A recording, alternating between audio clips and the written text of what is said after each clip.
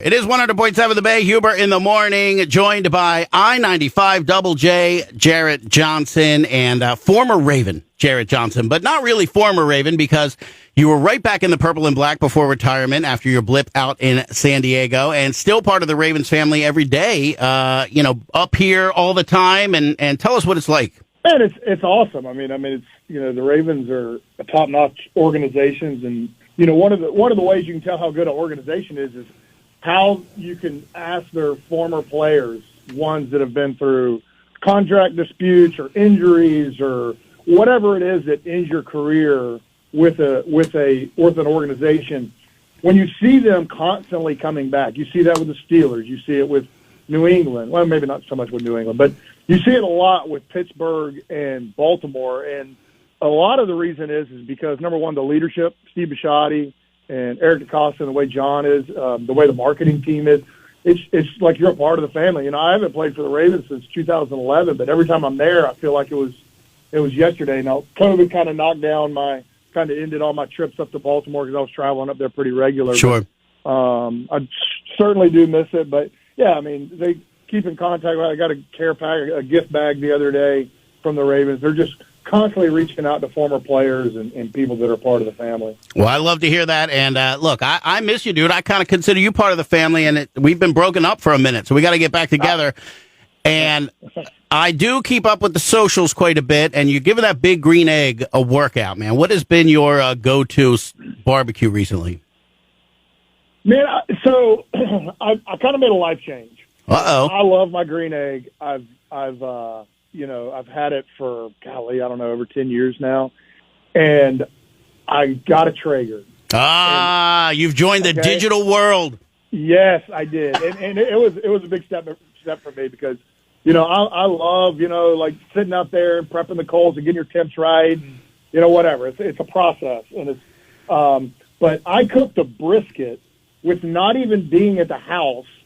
And it was the best brisket I've ever cooked. Now, so I'm kind of sold on the Traeger, but here's what I did, because I love my green egg so much, and I still believe item for item or recipe for recipe, the green egg will outcook the Traeger every day. But so what I use my green egg or my Traeger is just a smoker because you can't get it as hot. Right. And then my green egg I got a bigger green egg, and it's a pizza oven, steaks, burgers, anything you want to cook on an open fire that gets really, really hot, I do on my green egg. See, producer Matt, I told you he shared my love of barbecue. We could talk about it all day long. Now, Jarret, I got to tell you something. I kind of jumped feet first into something that I'm not really sure how I'm going to execute yet, and I want your opinion on this. So I did a pit beef tour. Now, I know when you spent some time in Maryland, you probably experienced the pit beef. And Love it. I'll be the first to say it's not barbecue, because barbecue is low and slow, low temperature, long amount of time.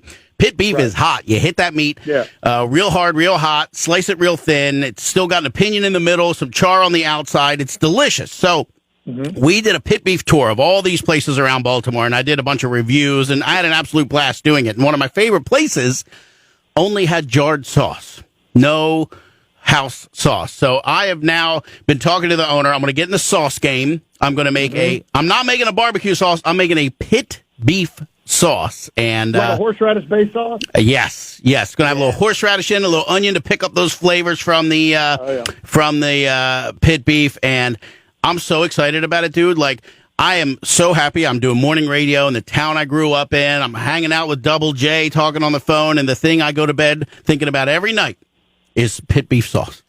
I love it.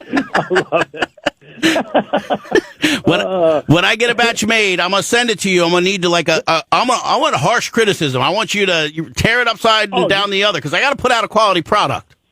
You know me, brother. Just send it on. I'm not going to hold back. I'm going to let you know. I know you will. That's why I love you. All right, so speaking of not holding back, you're not one to hold back when you look at the performance of the Baltimore Ravens. What did you think about the game? Okay, so I did not get the game. So I was watching highlights and watching it through my phone, the whatever. But from what I saw, they beat them pretty good and saw some good plays, but I did not get a chance to go back and review it the way that I would if I was doing this professionally. Sure. But you tell me, what do you think? Well, here's the thing. I thought that they I thought they put a governor on him. I kind of think that they made it a first game, bunch of plays to kind of keep him at a 7, not at a 10 because of the level of the opponent. And, but they are handling them at that level, so I think they let it go. I did love watching Lamar finally throw a bomb, first 50-yard pass, and I forget, you were probably playing according to the stat, how long it had been since they'd had such a long pass, and that was really great to see, to quiet some people who think he can't throw. But overall, it was a blast. Yeah, especially the Bateman. And, yeah, they Lamar needs to build some confidence, obviously. I think a lot was learned about how to defend Lamar a couple years ago in that playoff game against the Titans. And, yeah, so they people have figured out a way to keep him in the pocket and force him to throw. But, the good thing about Lamar is he's passionate about being a great football player, not just a great quarterback, but being a great football player. And part of that at his position, he's got to be able to throw the ball. And, he works extremely hard at it. So I love to see, a big shot down the field that we haven't seen in consistently in a while. So it's a good way to start the season.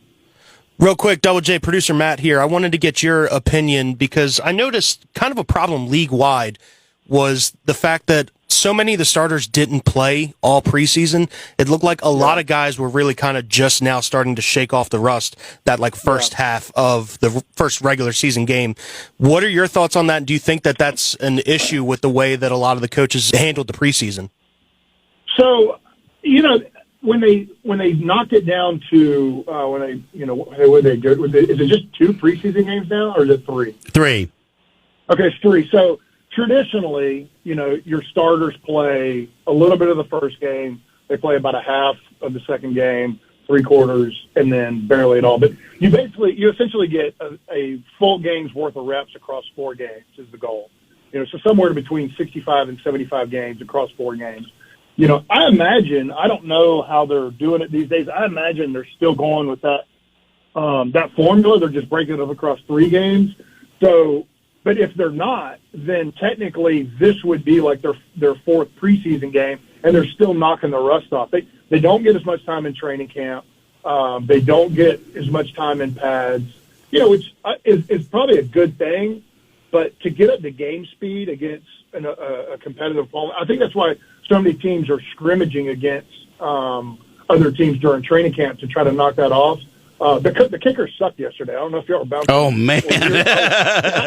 Because these kickers have gotten so good now. I mean, on this, the punters are unbelievable.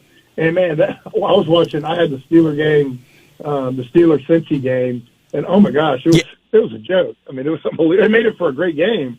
Yeah, nobody wanted to win that game. Yeah, nobody. I went into that game praying both teams could lose, and I almost got my wish. I know, they almost pulled it off. So, it was a bad day to have a kicker not named Justin Tucker. Right.